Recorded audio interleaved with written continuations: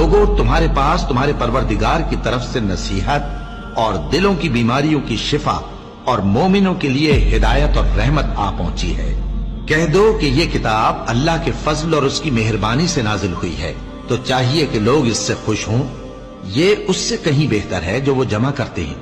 کہو کہ بھلا دیکھو تو اللہ نے تمہارے لیے جو رزق نازل فرمایا تو تم نے اس میں سے بعض کو حرام ٹھہرایا اور بعض کو حلال۔ ان سے پوچھو کیا اللہ نے تمہیں اس کا حکم دیا ہے یا تم اللہ پر جھوٹ باندھتے ہو؟ اور جو لوگ اللہ پر جھوٹ باندھتے ہیں وہ قیامت کے دن کی نسبت کیا خیال رکھتے ہیں؟ بے شک اللہ لوگوں پر مہربان ہے، لیکن اکثر لوگ شکر نہیں کرتے۔ اور تم جس حال میں ہوتے ہو یا قرآن میں سے کچھ پڑھتے ہو یا تم لوگ کوئی اور کام کرتے ہو، جب اس میں مصروف ہوتے ہو تو ہم تمہارے پاس ہوتے ہیں، اور تمہارے پروردگار سے کوئی ذرہ بھر بھی چیز پوشیدہ نہیں رہتی